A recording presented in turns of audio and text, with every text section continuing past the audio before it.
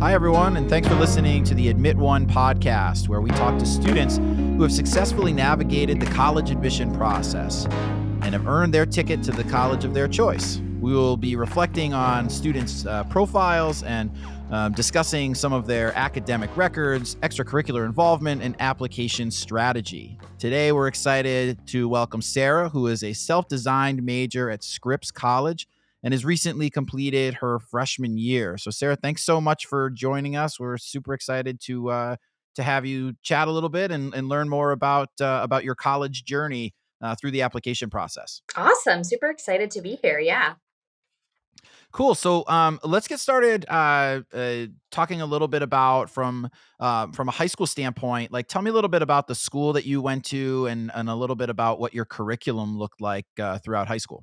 Yeah. So I went to a Chicago public school, but it's a different kind of CPS school in that it's selective enrollment. So you go through an application process of taking tests and utilizing grades to gain enrollment. So I went to Walter Payton College Prep, and that academic curriculum fit more of a selective enrollment model in that we only had honors and AP classes. So I guess I would say that I started taking AP classes my freshman year and sort of increased them during my time in high school. I also took a lot of them during COVID because I was all online my junior year.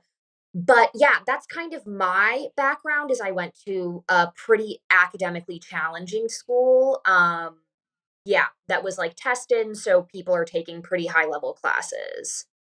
Yeah, and how many APs? So, I mean, a lot of schools obviously have restrictions on the number of APs that they can take, and sometimes schools don't allow students to take APs until they're actually like juniors Yeah, in high school. So, tell me a little bit about from your standpoint, like how many APs are you taking, and what does that kind of progression look like? yeah. So I took 1 AP my freshman year. I took AP Human Geography, which I think was a pretty good transition into taking APs.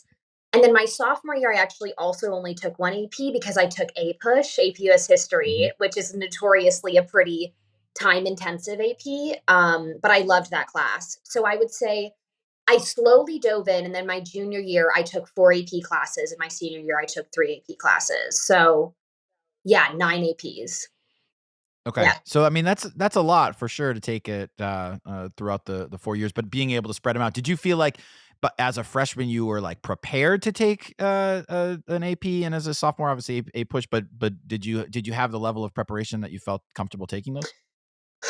It's interesting. I would say it was a steep learning curve for sure. I think that I was prepared, but I would say more of the challenge was combining that AP with the rest of an all honors curriculum. So I would say like I took honors physics my freshman year, which is a pretty difficult class to sort of dive right into. So I would say sort of the curriculum overall was pretty challenging. But I think AP Human Geography I was well prepared for, and it's a great AP to start with. Yeah, I work with a lot of kids who, whether they have restrictions or not, they want to take APs a little bit Yeah. earlier. And I'm always a little tentative on like, okay, you're in ninth grade. If you're taking this online or you're taking it through a dual enrollment program or something like that, is that something that you can navigate? But I think you're right. If you can start with like a geo or something like that, Yeah. that gives you a little bit of a baseline, which is great. And then talk to me a little bit about what were some of the things that you were involved with in high school. Do you remember diving into things as a freshman, or did you have an idea of what you wanted to do, and how did that develop over time? Yeah, wow. So I did a lot in high school. I would say I grew up swimming. I was a competitive swimmer. And so I knew that I wanted to do varsity swimming going into high school and tentatively water polo. I had played a little bit of water polo, but I ended up doing those. So all 4 years I was in high school, I did varsity swimming and water polo. And then my senior year, I was the captain of both of those teams. So that was kind of a huge commitment and something I really enjoyed. And then outside of that, I did a couple of different things. My sophomore year, I started an organization at my high school called Positive Mental Health Association. which sort of came out of my own experiences with mental health and dealing with obsessive compulsive disorder and depression, and sort of not feeling like I had a ton of social support at this really academically rigorous school I went to. So that was another kind of passion project. And that was something that grew during my time in high school. And that took up a lot of space. And then I would say here and there, I volunteered through to tutor younger CPS students through one of my friends' organizations.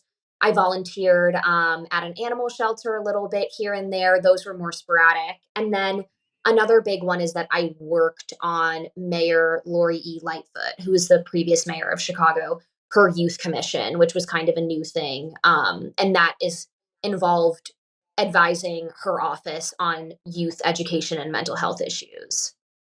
Cool. So we're definitely going to dive into the mental health stuff, because that's a big part of your application, which I want to talk Yeah. about in a couple minutes. But I also want to get a little bit of kind of context and background for you on like the swimming is seems like it's a big part of high school for you. Was there ever a thought of like, I want to swim in college? This is something I want to continue, or was it more of like, this is something I'm involved with, but it's not necessarily a main focal point for me? Absolutely. So I would say up until my sophomore year of high school, I from the time I was probably 8, I thought it was very obvious that I would try and swim in college, or that I would swim in college. I swam very seriously, and then actually kind of throughout high school, if I were to choose to play a sport in college, it would have been water polo as that progressed.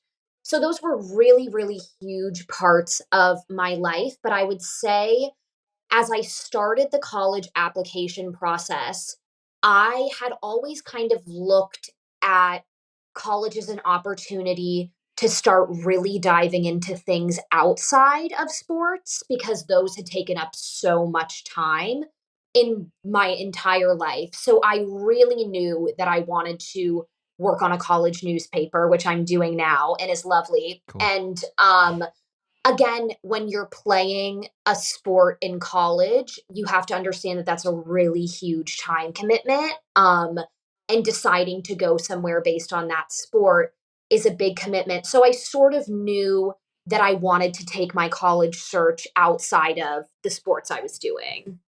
Mhm. Yeah.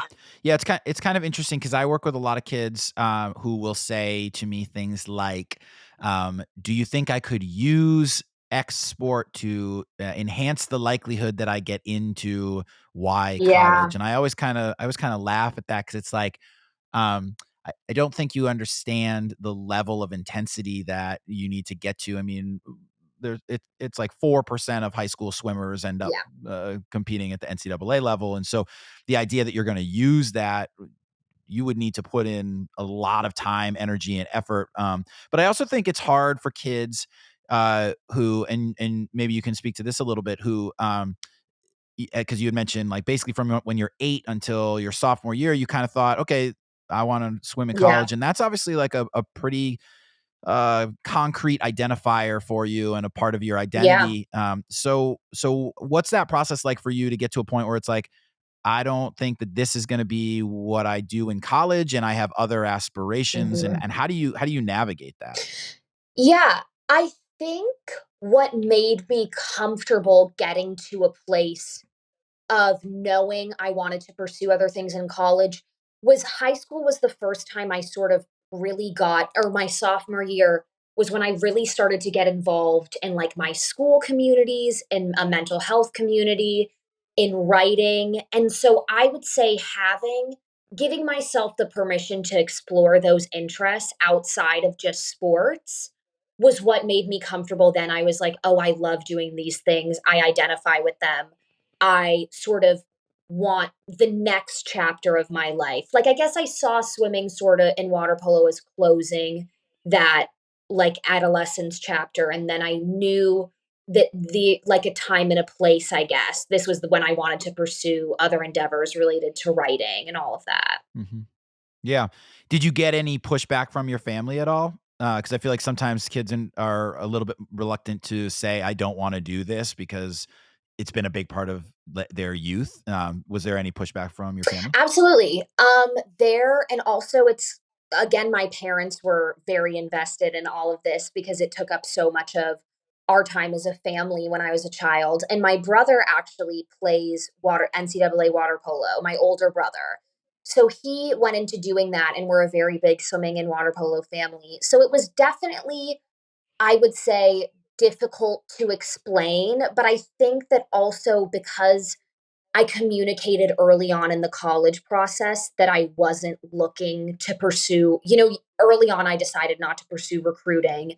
And that sort of really like drew the line with my parents that I'm not looking for colleges based on this. And also, I think because I had an idea of what I wanted to do outside of school in college, and I think because I had passions that they saw I was invested in, it made it a little bit of a safer fall that I'm sort of taking, because sports, I guess, give people a lot of structure. And I think it gave me a lot of structure. And I definitely think that stopping playing your sport cold turkey and not having another passion to dive into is a tricky field to navigate for sure. Yeah, and it's important. I think that that's a key of like, okay, if you're not gonna do this, what are you Right, gonna do, and what exactly. direction are you gonna take it?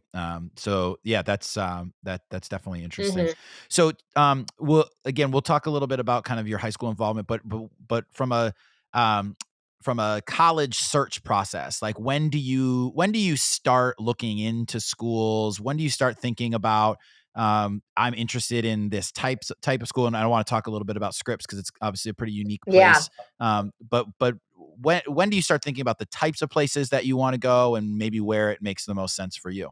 I would say because of the environment of my high school, pretty much from the moment I started high school, college was on my radar and where I would go to college. So I guess I was thinking about these things, but I sort of started seriously looking at schools and considering them at the beginning of my junior year of high school, slash kind of the summer in between my sophomore and junior year of high school. I started looking at different colleges, and it's so interesting you bring that up because I started thinking that I absolutely wanted to go to a mid-sized or large university, and obviously I have not ended up there.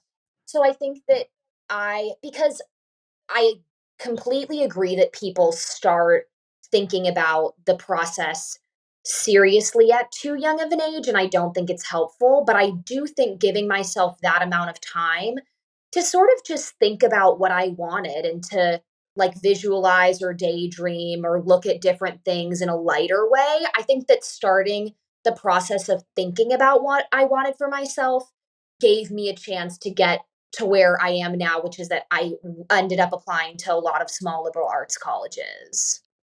And so when do you decide in your mind, like, okay, I don't want to go to this mid-sized school? Like what's that transition like? Is it a visit? Is it like thinking about the where you're successful in your high school? Yeah. But how do you navigate to the point of, okay, I want to look at smaller schools and I want to have a sense of community. I want to be able to wear a lot of different hats, like all of those kinds of things. Like what is when do you get to that point?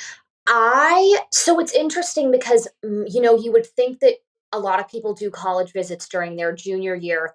And I there was no travel during my junior year of high school, and everything was online. So I guess that gave me an upper hand in that I had a lot more opportunity because I'm just on the internet and I'm just visiting all of my school had a bunch of different visits, and I would just hop on calls and listen to different reps speak. So I think that having that much conversation allowed me to see again that there are a lot of benefits to a smaller liberal arts college. And I would say that I sort of knew beginning my senior year that as I was really finalizing the schools I was going to apply to. So I would say it took a while, but I think beginning of my senior year I knew I wanted to go to a small school. Okay. And then as you approach the application process, right? Is Scripps at the top of your list? Is it in the middle? Like what do you remember thinking, you had certain choices? Yeah, Scripps was not at the top of my list at all. I applied to a a lot of schools, probably more than I needed to, but I will say the year I applied to college anecdotally was pretty tricky in terms of admissions. I my cycle was class of 2026 of graduating college. And that was a year a lot of people had deferred enrollment from COVID. And then it was sort of a new field of a lot of schools being test optional or test blind in a way they never had been before. So again, admissions like rates were kind of all over the place and generally plummeted. So that was tricky because I got denied from a lot of schools that I thought I had a really good chance of getting into. And so I had by the time I got accepted to Scripps, I had been accepted to a couple of schools that I was really interested in going to, but I had been denied from a couple of my top choice schools. And it sort of, for me, ended because it's funny, I do think that I ended up exactly where I needed to end up. And I love that I chose this school, but there were so many rejections. And I think again that like it sort of was what are my acceptances and what do I want? And that's when I sort of like visited places in person and made that decision to end up going to Yep. Scripps. Cool. So as you get ready to send in your application, and maybe just for context, I'll just show what your uh, high school curriculum looked like in your senior year Yeah. for folks. So you're taking several APs, as you had mentioned. You have 9 APs overall. You've got a really, really strong curriculum Mhm. that you're working with and taking honors and APs. Are you getting A's in all of these all of these classes? Are you an AB student? Like, what's kind of the mixture there? Yeah, I would have gotten A's in those classes. Yeah. Mhm. Okay. And then from a testing standpoint, you're right there when pretty much everybody's going test optional. Did you have a thought process on test optional? Did you take tests several times? Like, how did that end up for you? I did. So I did a lot of standardized test prep. I think unnecessarily so, because to be quite honest, I don't think that I ended up submitting my ACT score. And so I started by like taking a practice SAT and then I just sat for the SAT. And I had a test prep tutor and I was like, I just want to try out the ACT just to see. And I thought that I wouldn't like the ACT as much because I thought that the science section would be tough for me, but spoiler alert, the science section is just about reading comprehension for anyone thinking about that. So if you like reading or if you have strong literacy, I would actually recommend trying the ACT. And then I took the ACT and got a really, really strong score. And I submitted that. And I would say again, because a lot of people look at like test score ranges, and I got denied from many, many schools that I was above the 75th percentile in test scores for. And that's on top of a really strong GPA and extracurricular profile. So I would again say that just the learning curve for my year was that the test scores I think didn't matter as much. Yeah, probably. I think that year it was certainly more of like not everyone can take it, so Yeah, we've got to understand the equity in the exactly. process, and it's such a random type of a situation that year. Hmm. But I do want to talk a little bit because your main essay, you talk a lot about mental health Yeah. and the mental health organization that you create. So talk to me a little bit about that, about not only creating that organization, and I want to hear about what that organization is, but then as you get ready to apply to college, like that's a foundation within your application. So what was the thought process behind that? But maybe let's start with what the organization was, what you did, and what the goals were. Yeah. The organization, we call it PMA for short, Positive Mental Health Association. I went into it coming from a place of personal experience and I sorry, experienced oh, I have a seed stuck in my throat. I'm good now. No Sorry. problem. I experienced depression for the first time during my freshman year of high school. And again, I think the environment of my school was so unique in that there's a hyper focus on academic performance. And I found that that made being honest about difficulties and being honest about personal struggles, which is really important when you're 14, 15, 16, 17 years old, was just not normalized. And it was a very mature environment that just sort of led to like coldness and not a lot of togetherness. So I was 15 when I started PMA. And initially, my goal was just to have a space at this high achieving school where people felt like they could r- decompress at the end of the day, talk about things that affected their life, learn things, and be a part of a community. The community was a really big part.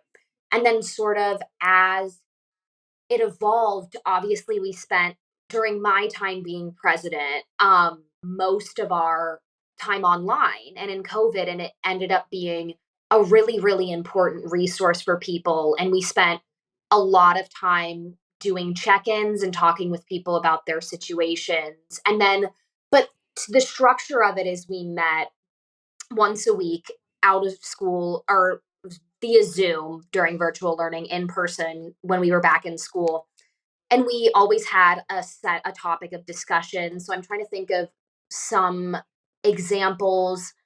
I led a discussion on, which I actually wrote a little bit about this, but like productivity culture. We had someone lead one on the mind body connection.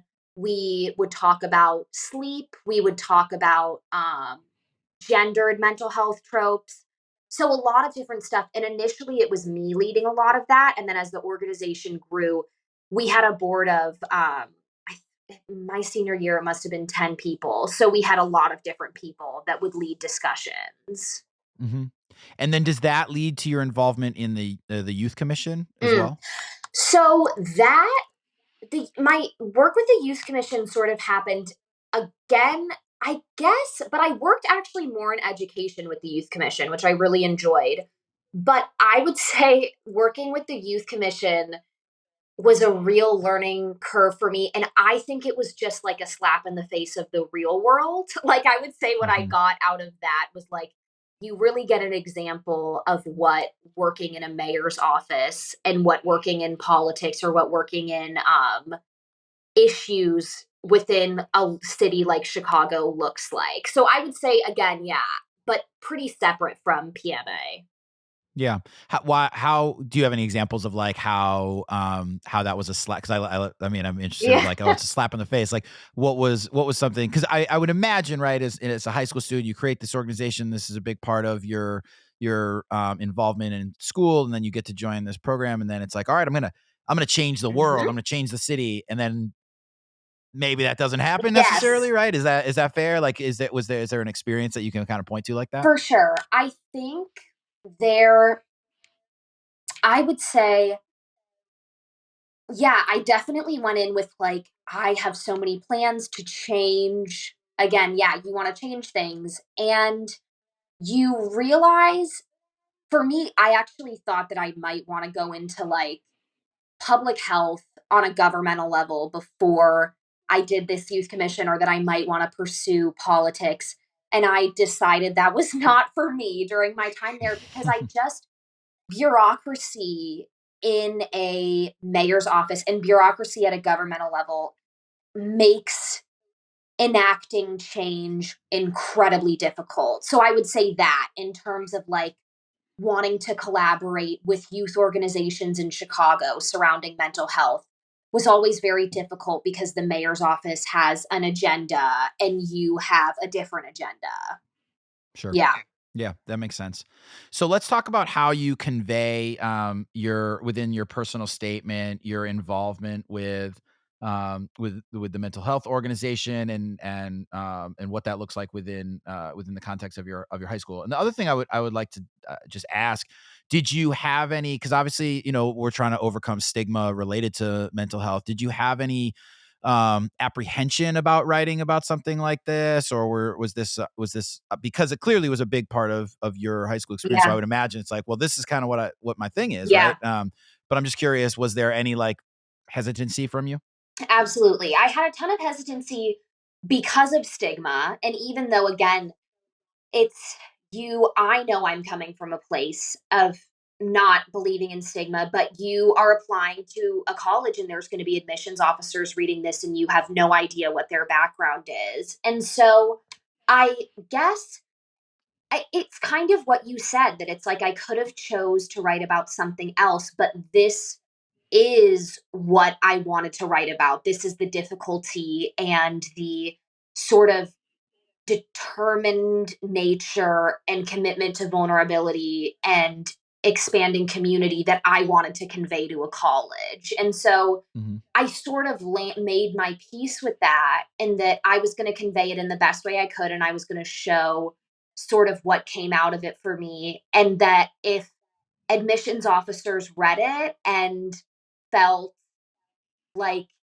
it, or read it with I guess, a lens of stigma, then that was what it was, and it wasn't going to be the college for me. So I guess that's how I reasoned with it. I love that. I think that that's such an important part of this process. I think so many times students come into this thinking like, I have to impress the admission officer. I have to do this to get into this school. The reality is it's kind of like a weird like Yep. match.com like Tinder kind of thing where it's like are we into each other? Is this going to work Hmm. or is it not? And so to be able to just say like this is me and this is what my experiences are, and if that doesn't align with what you want, then like, cool, no more power to you. That's okay. I'm going to find somebody in somewhere that does. Right. So I think that's to me, that's the epitome of vulnerability. And we hear all the time from colleges and universities, we want to read things that are open and honest and vulnerable. And most high school students haven't done Yeah. that at the point of actual the actual application. Right. So I think that that's challenging. But to me, I think that that's like one of the great things about the essay that you write is that it is open and honest and vulnerable, and it talks about what your experiences are through high school, and you're they're going to take it or leave it and kind of go from Yeah. there. I wonder, reflectively, have you read this since submitting your application before this podcast? I'm just curious. Yeah, I have, and it's so interesting to look back on. Because I think that it's in like, I look at my journey in high school, and I think that, like, I see my journey during the first year of college as sort of like another phase in my life, and I don't know, a lot happens, and I feel like I've changed a lot during my first year of college. So reading this that I wrote now almost 2 years ago is fun to see that reflection. Hmm. Is there anything that you feel like you would do differently in it? I hmm. I actually don't think I would. I think Cool. that I think opening with a personal experience and concluding with sort of what you made of that, or how you made sense Hmm. of that, and tying in your personal qualities, whether that be being dedicated or empathetic, is like a really strong way to write a personal statement. So I'm pretty happy with how it turned out. Yeah. No, I think that that's the key because there's one of the things I see a lot of times with students is that if they're writing about an obstacle that they have overcome or a challenge that they've Right. faced, it's the essay isn't necessarily about the challenge. The essay is about how your perspective changed, how your experience changed, how you grew. What did you do with that experience to establish opportunity Right. or change or anything within the larger community? And I think that that really to me is like what the crux of this is. I think for like, when I read this essay, I mean, I can tell that it's authentic, it's true to you, and I think you do a great job with that. The only thing I sometimes say to kids too though is like just even visually when you look at things, like the crux of your essay is in my mind is the Positive Mental Health Association, because it's so cool. I mean, it's the fact that you created that within within your high school, and that you get other people on board, and that you put yourself out there. I mean, that's crazy. Like that takes a lot of guts to do, and I think that that's an amazing Thank accomplishment. you. I wish I just when I was reading it, I when I got to that point, I wish that you got there a little bit earlier. You know, Mhm. when And I sometimes will do this to students. I'm like, okay, you have 600 words or 650 Yeah. words, and look, it takes you all this time. That's not a knock on you or or the essay. It's just, I think for students, as they think about, what they're writing about, I always recommend, like, think about what is the elite experience or attribute that you are trying to convey, and make sure that you get there. I think for you, it works out well because you have other areas of your profile that are so defined, Yeah. and it's really strong, and you still do talk a lot about it in that essay. But I think that for other students who might be listening and thinking about, okay, how do I get to, if I had a challenge or a struggle that I overcame, what was it that I did, and how have I learned from that? And I think that that's so important. Is that something that you have taken with you to, as you've now been in college, the idea of like mental health and being, trying to stigmatize things and like all of those types of things? That's something that's grown with you as you've gone to Scripps. Absolutely. And I think that it it's interesting because I think that spending so much time in high school and sort of creating this thing meant that I met related to mental health, which I love so much, did a little bit, again, because it takes up so much time. I Writing is one of my really big passions, and I had always wanted to pursue journalism. So I would say that because I knew that I wanted to move towards writing versus staying in the mental health space, I would say what I've taken from that is the importance of, first of all, just enacting the things I talk about and learn in my life. And I think that, like,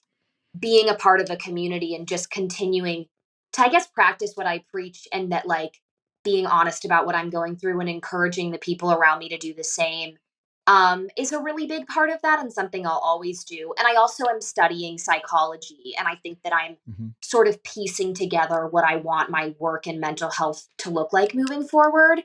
But in terms of writing, I would say I've taken it, and that in my writing and in the journalism I do now, I try to really get to the like, people's honest feelings on things and social things that impact people emotionally. Cool. Yeah, no, I think that that's, and it's also something that is hard for people eh, to have a place to be able to do those kinds of things. And so I think, especially as a younger student in high school, to be able to establish those things, I think is really interesting. Because you were writing in high school, right? I mean, I saw in your application that you'd won an essay competition. So, like, talk to me a little bit about what role writing played for you, and even what the competition was. Yeah. So I had always I actually and I yeah, no, I didn't always like writing, or I thought I didn't. I No, I started out, I think, because I didn't realize how that writing is so subjective, and that I think because of that, I leaned towards math and science in elementary school, and that there were always answers, and in writing there are less answers, and so grades are more difficult. But I think that I have always turned to writing as a way to process my life and the things that happen in my life and the emotions I feel. And so, with that, and I also think writing is a really powerful way to share stories. And that's something I'm really interested in. So, the first sort of big writing thing I did was the American Prospect. I just came across an article that they were doing an essay contest, and I think I came across it in, like, April of 2020. So when I was at home, we were still figuring out remote learning. And it was basically that the American Prospect had seen that a lot of conservative news organizations hosted essay contests that allowed students to, like, win money or be published. And there weren't a lot of, like, liberal or left leaning art news publications that were doing the same. So they did an essay competition where you picked a book to read. I read Evicted by Matthew Desmond, which looks at the housing crisis in the US, particularly in the renting market, and uses Milwaukee as a case study. And it's a really, really great book. And basically, I wrote a, a short essay about that book and what I thought the main takeaways about housing in the US were. And I had, like, two friends read over it, and I was like, I'll just send it in. It was like an international essay competition. I had a lot of time on my hands, so I was like, I might as well read the book and write it. And Mhm. I just submitted it, and then I think I submitted it in May, and in September I got an email that was like, "You won, and here's $5,000," which was yeah. So that was interesting, and I think that sparked my confidence, and that was when I would start saying that I was a writer, I guess. Sure. Yeah. I think it, especially for students in the humanities, I see a lot of times it's hard for them because I think with like math and science, there's all these just you have science fairs and you have the AMC Yeah. competitions for math, and it's a little bit more structured as far as what the deliverables or outcomes Mhm. or things that you can produce are. But there are so many different competitions out there for humanities that I always push students. I'm like, look, there's this really cool competition. You could, it's $5,000 Yeah. or it's you get a grant or even the idea of research, like conducting research. I think most of the time people think of research as a STEM type of a thing, but obviously research is across Yeah, across absolutely. fields. And so if you can think about, okay, I'm interested in the humanities, but how can I do those things in ways that other people aren't doing them? Right. And how can I convey my area of expertise and interest in those things? I think that is such a critical way. Like when I was looking at your application, that was one of the things that like jumps out to me of, oh, cool. Like she was invested in writing and she was successful with it. And that's clear throughout other aspects of your application as well. But it's definitely something that I think students can think about is look for different writing competitions, try to identify ways that you can validate some of your areas of interest, and that's certainly a great way to do it. And one of the other things you said that I love, and it's so important when it comes to the admission process, is that writing is subjective, Yeah. right? And so if it if it's true to you and it's something that you are proud of and it's something that you are excited about putting forth and you think it's a good representation of who you are within the college process, that is the most important thing within the admission process. I see so many kids who will say, mom, read this, dad, read this, lady down the street, read this, bus driver that I get a ride to school with in the morning, read this. And like all of a sudden you start to try to take in all of these different perspectives, and the issue with that sometimes is like all of these people are trying to help you. Like I don't think anybody's like trying to screw you over, but they're all trying to give you some insight and some guidance, Mhm. and then you try to put all those pieces together, and then all of a sudden you lose your Right. voice. And I think that's really hard. So I wonder if you have any advice as a writer as you talk to or think about students who are applying to college, like to avoid that, because obviously you want some validation, right? But like, how do you navigate getting validated, but also staying true to yourself? I the first thing that comes to mind that I always think of when I'm writing something and showing it to people is, first of all, you should do the brainstorm and sort of come up with the seed for it and make sure that's you, that that idea is yours and that the seed of what you want to write is yours. And I think that I would recommend making sure that as you're writing your first draft, that that's not when you're taking in a bunch of advice from other people. I think that you should get your idea out on paper, and I think that that should be your voice. And then I think that you should ask as many teachers, as many friends as you want to read over it, but that you remember that you don't have to listen to all of those. You can sort of look at, like, edits are suggestions, and these people are giving you suggestions. This is your essay. Ultimately, you're trying to show an admissions officer and a school who you are and why they would want someone like you to be at their school. So I guess I would just say that with edits, they're not requirements. You can take it or leave it, and just there are some that are going to be super helpful. And remember that there will be suggestions that don't fit for you, and that's fine. You don't have to take Mhm. them. Yeah, no, I think that's 100% true. Any student that I work with, I'm always like, listen, this is your process. Yeah. So, you've got to take ownership of it. And I think that that's kind of what I get a little nervous about when I see students passing off essays to a million other Right. people is like, are you taking ownership of this, or are Mhm. you, are you trying to piece together what other people think? For sure. And I think in your application, you do a great job of staying authentic and true to yourself, which is exactly what ideally we want to see happen, which is fantastic.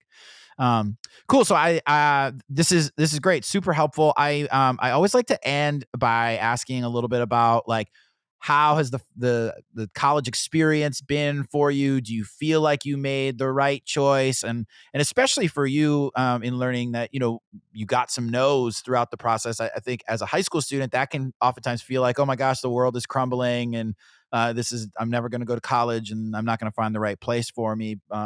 And because Scripps is such a unique place, what has that transition been like? Is it the world is still here, you're still here, you're doing great? Like, talk to me a little bit about what that transition has been like for you. Yeah, I would say that I again, getting those no's is so devastating at the time. It really is. And I think that that's fine. It's okay to want to go somewhere and they say no and it's hurtful. That always sucks. But I would say that it's important. Like, I know that I spent so much of high school hyper fixated on the application process. And I would say that in retrospect, like, you will go to college, and that college is really it's so much less about where you go and more about what you make of where you go. And I think that that's hard to see, but I would say that focus more on what you want your experience to look like, because that can look similar in a lot of ways no matter where you go. So I would say I'm really happy with where I ended up, and I think I made the right choice. I'm so Scripps is in the Claremont College consortium, and I just love being a part of that. I think going to historically women's college with like less than 1,000 students, but being on the same campus and taking classes at a consortium with a lot of different schools that have a lot of different professors and resources and opportunities has been awesome. And so I would say my first year, because I moved, Claremont's a little bit outside of Los Angeles, and I'm from Chicago, so I was very far away from home. And going to college away from home is such a learning curve because you're meeting so many new people. So I would say that initial shock is, it's okay to be sad, and it's okay to be sad about the change. So I would say the first year was very bittersweet, and that I just loved the classes. I love college classes. I would say that to anyone that feels restricted in high school. College is very different. And I love the people I've met. And it's also been very different. It's the first time I've lived away from home. So I would say it's been great in so many ways and also really difficult. hmm And I think that's, you do a great job of explaining how people feel their freshman year, all over the place. I think the most important thing is, nobody built you a Yeah. college, right? So like, there was no school that was designed specifically for anybody.